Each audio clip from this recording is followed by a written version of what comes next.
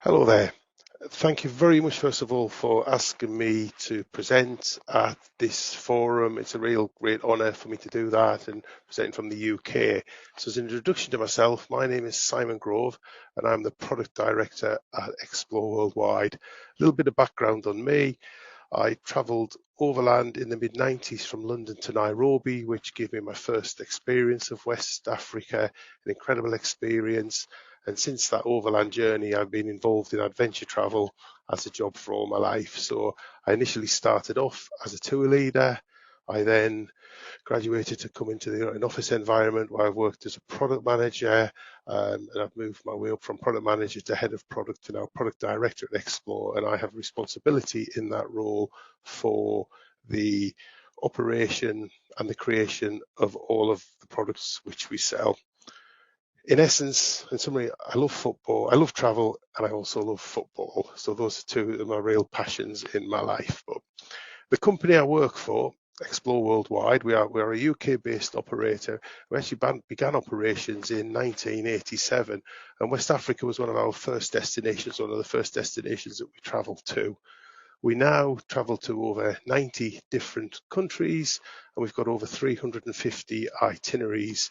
And importantly, all of our holidays are small group holidays. They are all small groups of people who travel together. Now, the adventure travel market, the market that we're involved in, I think we're all aware that it's a booming market, and the latest Global Markets Insight report showed that in 2022, so just following on from COVID, the adventure travel market was worth 232 billion US dollars. By 2032, that's predicted to be over 2 trillion US dollars.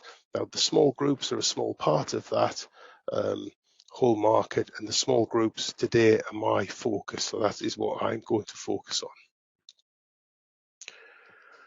So I want to start really my presentation proper with a question. A question to really get people thinking. There's a couple of questions, and the first question I'm going to ask you guys is, why should someone travel to your country? So why should a tourist come to your country?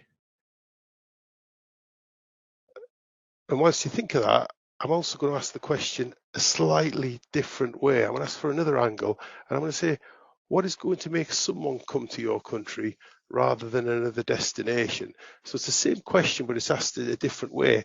And with us dealing with customers, potential customers, the second question is really the question that we should be asking, not the first. People always have an idea of why someone should come to the country, and I'm sure you have got a multitude of ideas of why and thoughts of why people should come to sort of your destination. The why is in many ways the easy part. We've got the sites, we've got the culture, there's unique experiences, there's food, there's beaches, there's mountains, there's wildlife, etc., etc., etc. There are many, many reasons why people should come to a destination.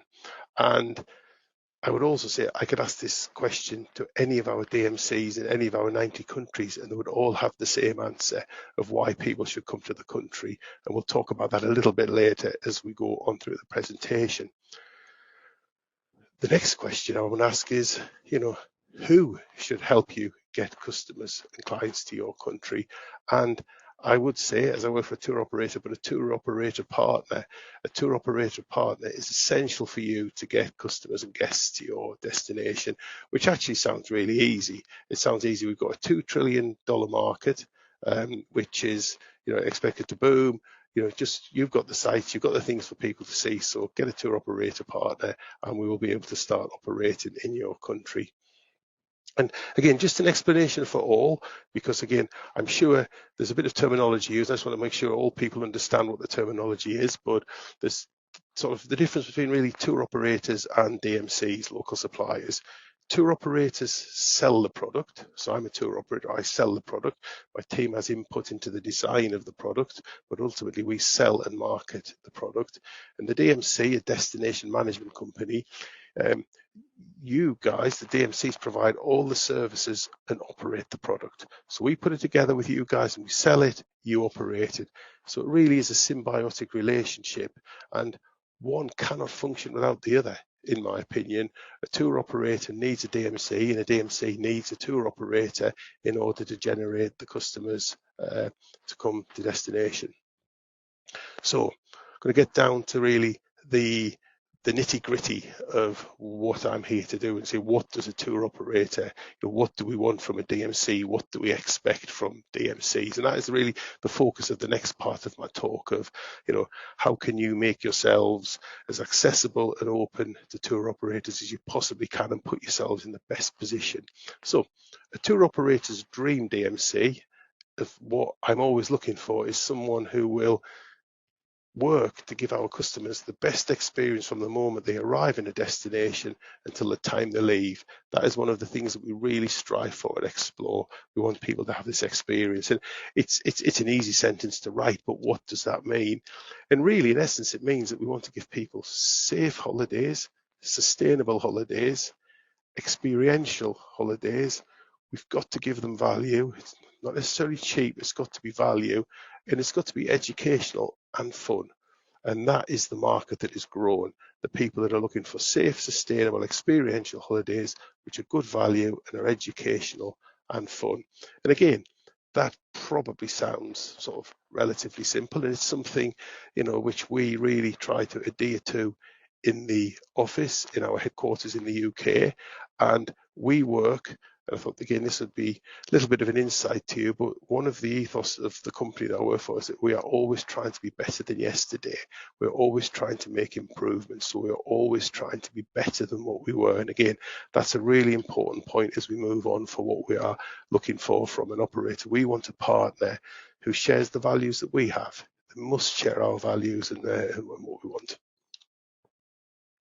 So I've talked with some words and shown some slides about, what we're after, the kind of holidays we're after, but I want to sort of break it down another stage and potentially give you a tour operator tick list. So in my role as product director, when we are contracting new DMCs and looking at what we want, we have a very simple tick list to start with. It gets a lot more complicated, but it seems simple at the start. But the first thing we're looking for honesty, and we're looking for a partnership. That's really important for us, how we operate. You know your country, we know what our passengers want. We want that partnership. We want great delivery. We want operational excellence. We just want the trips to be brilliant. We want to see that there's a quantifiable sustainability ethos, that sustainability is at the forefront of what we do, it's within our DNA, and we want partners that share that. We want to see a legally strong operation. And again, more on this as we move on, but it's a non-negotiable for us. We want to see that there's a culture of safety. We will talk through what we mean by that. And we want somebody we want to work with experts, and we want to work with experts who are innovative and want to provide the best, and that ethos of want to be better than yesterday. And we're looking for somebody who really is going to have an ability to fully represent the brand values of Explore or another tour operator. And the final thing which we're looking at, which is a really big thing, we are looking for brilliant leaders. We are looking for brilliant guides. So that is our simple ticks list of what the team sort of, when looking for people, destinations, DMCs, will look for. Now, a lot of DMCs, a lot of people jump to the conclusion that it's just the trip. I've got the best trip. I can offer you the best trip in the world. It's amazing. They say to me, Mr. Simon, we've got this amazing trip. It's better than everybody else's. Here it is on paper. The trip design is important, but it's not necessarily the most important thing, not at the beginning stage. And I've put a picture of an iceberg up on the screen, primarily because I think we all know with an iceberg, an awful lot of what happens underwater. You can't see it. And again, an awful lot of what we want as an operator happens behind the scenes. It's not clearly visible to people, but if it's not there, it doesn't work. If the iceberg hasn't got support underwater, it just collapses and becomes seawater.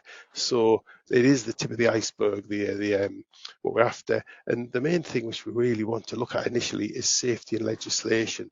We want to work with people who are going to ensure that we operate legally. And operating legally means we operate legally in the UK market, which is where we're based. And again, that's really important.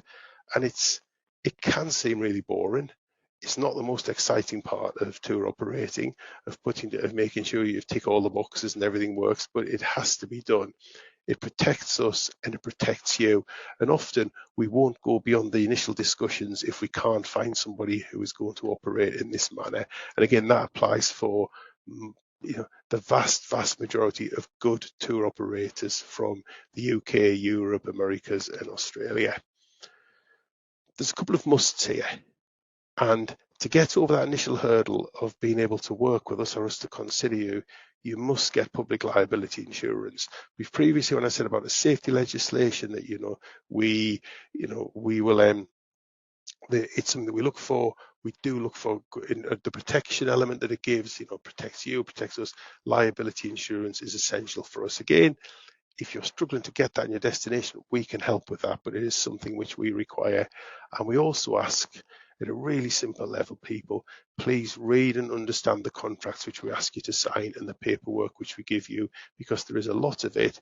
It's vital important for us, and people have to read and understand what they sign. And if you've got questions on it, that's great. Ask the operator questions, but understand what you are signing, because it's imperative as we move forward.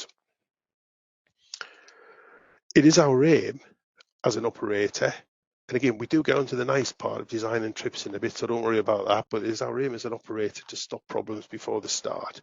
We really want to do it, and we have quite a robust risk management process. Again, most operators will have this, and the risk management process will be introduced to you at an early stage. And what does that mean? What does it do? Why does it have an effect? I just want to show sort of a few words, really, what we took from our customer satisfaction questionnaires within a week. And this was a week of operating trips around the world, and these were all potential issues which came up. The driver on a mobile phone, the driver going too fast, people snorkeling, the group not being looked after while they were snorkeling, not told to wear seat belts, the leader disappearing, nobody knowing where they were. Now, these comments, nothing happened on the trip, but people have pointed out, but something could have happened. And if something did happen here, that would lead to many problems for us legally in the UK. And likewise, it would then lead to problems we'd be dealing with the tour operator about this. So the risk management part of it is essential. And as I said, you may not understand why we're asking to do things. If you don't, then ask and we will help and talk you through, because we do want to help. It is our aim. We want that partnership. We want to be here. We want to help. We want to assist. We want to make things easier for you. We want to make things better for you. So how do we help?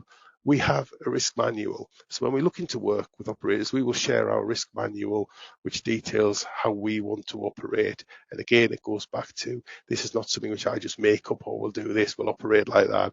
It's to do with legislation in the UK and prevention of liability for us. As part of that, we have standard operating procedures. Again, we have them for hotels, for vehicles, for vessels, for leaders. We also have some rules and regulations which we wish to follow, how to run excursions, what should happen, how to brief. We have all of this information. It's probably an overload of information, and we're well aware of that, because again, different parts of the world have different ways of operating, and so we will offer training for staff and leaders. We will give as much training as necessary so that you understand what we're requiring and how to operate safely for us. We will also have weekly updates, so we follow up with weekly updates to make sure that you're aware of anything that's happened, anything which can be improved. We give advice. It is, and I keep saying this, it is a partnership. If you want advice, we are here. We will give advice. We'll help you on the journey. But I would say you have to do what you've agreed to do in the contract. That is a non-negotiable. So you must be aware of that, and you have to agree to do what you've said to do. The tour operator tick list comes up again, and I want to focus a little bit next on the next stage. So we've signed the legal part, we've got the legal documentation, you're aware of the risk, you're aware you're going to operate the trip safely, which is a given. It's what people expect. They expect to go on holiday and to come back. And then I want to focus on the bits highlighted in red, because it isn't all about safety. It's not all about, as I called before, what is seen as the boring stuff, but it's the good stuff. And when we choose you as a partner, we are choosing you that you've got an ability to fully represent the brand values of Explore. In this case, you are our representative overseas, and so everything that we do, we've got over 100 people in the office. We put trips together. We put those trips together. We work hard to put them. We work with your teams to put them together, and then we hand over the operation of the trips to a brilliant leader. And so the brilliant leaders is the next stage of what I would want to look at, and what you have to be prepared to deliver on to be able to work with sort of UK operators, because they are the experts and they do represent the company. They make or break a relationship. They genuinely, an agent with poor leaders, we would move away from. They are the brand representatives, and I would say they are the most important people in the whole of our operation, because they are the face-to-face contact with passengers and customers on the ground. They have to live the values and ethos of the company, and if we get this wrong, everything else fails. We can have the safest trip in the world, we can have the best trip, the best itinerary, see some fantastic sights, but if we get this wrong, it fails. So we need to get this right. And again, it is something which we will provide training on. So everything's safe. We've got brilliant leaders. Now I've put the good stuff. Now it's about the trip design and our expectations of what we want from DMCs and what is important to us. And again, this is a broad sphere of what I'm looking at, and this is at a very sort of, so it's a very top level of what I'm looking at. But the first thing is we want to work with the tour operator to understand the needs of their customers. That's what we want you to do. We want you to work with us so you understand our needs, because I would say that have specific trips for specific tour operators. One size does not fit all. One size does not fit all, in that some operators want luxury trips, some operators want more basic trips, some want slow-paced trips, some want fast-paced trips, some are designed for the under 30s market, some are designed for the over 60s market. Everybody has different requirements, so work with the operator to work with the trips specifically to them, and use your knowledge, the knowledge that you guys have, that your team has, that your staff has. That is what is going to differentiate you from your competitors. I've put here that you beat AI. The knowledge of people within this room will be better than the knowledge what you can find on AI, because you know the next things that are coming. So use that knowledge. Consider sustainability at every stage of the journey, that it's massively important. It is a reason people book now. People book with companies because of their sustainable credentials, and that will only increase as time goes on. If you haven't got sustainability at the forefront of what you're thinking, then you probably won't be in existence in 5 to 10 years' time. And be competitive. You have to be competitive in the market to get people to come. So being competitive isn't necessarily about being the cheapest. It's about offering the best quality at the best price. And again, West Africa is traditionally an expensive area for tour operators to operate to. And people shook their shoulders and said, that's the way that it is. It's expensive. Unfortunately, you are competing against the world on quality, service and price. As I mentioned previously, we've got over 350 trips to 90 different countries. Some of those countries have got world famous landmarks. Jordan's got Petra, India, the Taj Mahal, the Maldives has fantastic beaches. You've got the mountains of the Alps. They've got all fantastic sort of USPs that draw people there. And when people are making a decision to go on holiday, that's one of the considerations they have. What do I want to see? We established before, people want to see the site, but also where am I going to get the value? So if people open a brochure and West Africa is 3 times the price of Jordan, where people can see Petra, then people move away from it. People tend to be sort of value led. Now again, I've talked about price. If it's value, that's a great thing, but our customers are not backpackers. And again, the people who will come to West Africa are not backpackers, but they don't necessarily want luxury. They don't want the 5 stars. It's important to need to match the expectations of the customers with what is available on the ground. And again, as a tour operator, it's our role to talk you through that and to tell you what you want. So you need to give us what we want and what we're asking for, rather than potentially what you believe is the option, or give them luxury they want it because people don't. And really importantly, in an area where hotel rates can be very expensive, especially in major capital cities, our guests are not business travellers. Business travellers travel because they have to be there. They have to be there. Our guests don't have to go there. They can choose to go anywhere in the world.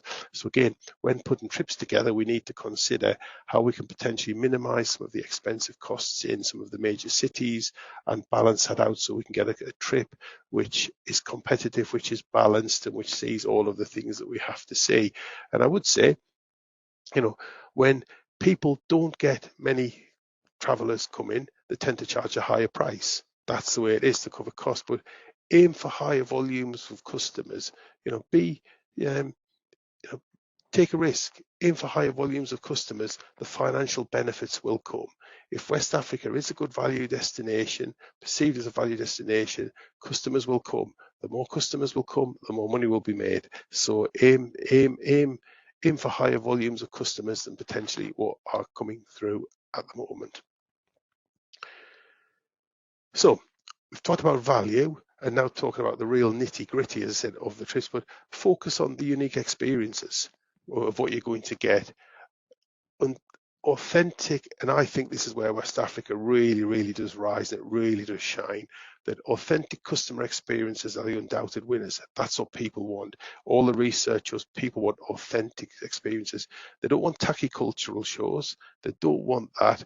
And again, what is ordinary to you may be extraordinary to customers. So there's a picture here which I took in Sudan, and this is 4 gentlemen having lunch, and our group joined them for lunch. It was a very simple lunch. We joined them, and for many people that was the highlight of the trip, joining people on that simple lunch. So what is just an ordinary lunch at a truck stop became extraordinary for the group. And it's not only brilliant for people, but these experiences maximize the benefits to the destination as a whole. It ensures that the money, the financial rewards of tourists is spread, and the wealth is spread, which is really important. And again, in my role as product director, every trip that I see, I question, what is this giving back to the places that we travel to? Is it giving something back? If it's not giving something back, to my mind, there is no purpose to that trip, and we shouldn't operate it. It has to be giving back to the community. As I've said previously, focus on sustainability. Sustainability is one of the key movements as we move forward. And again, it's an interesting one, because it's been part of the Explored DNA ever since I joined. I joined in 1996 as a leader, and sustainability and doing the right thing was at the core of what we did at that point in time. And with sustainability, we are not going to change the world. We're en masse. It's going to be one step at a time, and little small things make a difference in that. So look at it, have a focus on it. What can you focus on? The obvious one is, which is number 3 on the list, is eliminate plastics. Eliminate single-use plastic from trips. It is something which we are focused on as a company. We are focused on reducing our carbon, our carbon footprint. One of the things we can do is we can eliminate plastics. We choose the hotels that we're going to do. Are they environmentally friendly? We make sure that people in our supply chain are paid fairly. I talk about rates and I talk about value, but people have to be paid fairly. Leaders have to be paid fairly. Drivers have to be paid fairly. They can't be relying on tips and the goodwill of passengers. Being sustainable isn't just about eliminating plastic. It's about doing the right thing. And we want to maximize community benefits. That is it. How can we maximize community benefits? And again, this picture which shows here is a picture which I took on a trip with my family in Turkey on an Explore trip, and it was something that my kids, they they talk about all of the time. And it was a time that we did a walk with a guide, and we came across a lot of beehives. And at the beehives, you can see the chap with the white hair and the mustache. His basic job was he stayed up on the sort of on the mountain plateau and looked after the bees in the summer. He picked some honey from the hives. He brought the kids over. He had some bread, and everybody had a taste of the honey, with the bread. And my kids reckon it was one of the best things they have ever done. It was an authentic experience. And then how it maximised the community benefit is, of course, kids being kids, we end up buying them honey. They wanted honey. We all bought honey off this chap.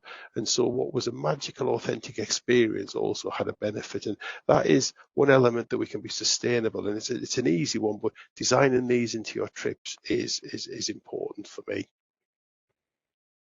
So to sum it all up of where we are, to my mind, West Africa, it is an incredible destination that deserves more travellers. Undoubtedly more people should come to West Africa. How can we do that? Well, as we've talked about in the presentation, or as I've talked about in the presentation, you need to work closely. You need to get a tour operator, in my opinion. Tour operators will bring people to your destination, and to get a tour operator, there are a number of key things which we need to go through, which we've talked through. Make sure you're operating legally, make sure you're operating safely, then look for the authentic experiences, look for the value, and then what can you do as a unit to get more people to attract to West Africa? Work together to promote the benefits. Work together as a team. You're all competitors, you all want more people, but the benefits of what you get in West Africa, it's really important that you work together and work with the tourist board so that you can go out, as a unit, you are much stronger, you're much more powerful. So do that. Work in partnerships with your tour operator. Work that relationship is you are sort of selling, we are buying, but it is a partnership. So make sure you work in partnership with your tour operator and lead on sustainable, authentic experiences. And in my opinion, having travelled, I've been fortunate, I've travelled to sort of 100 countries in the world. The things that really stand out for me in West Africa are those sustainable, authentic experiences, that cultural interaction that you get, the people that you get. It's amazing. It's brilliant. So really, really focus on that. And I'm sure putting all those into place will give you sort of formula for an undoubted success and to become part of that potential $2 trillion worth of money that's available from the adventure travel industry by 2032. So many thanks for listening. I hope it's been useful and it helps guide you and helps you become successful as tour operators. Thank you.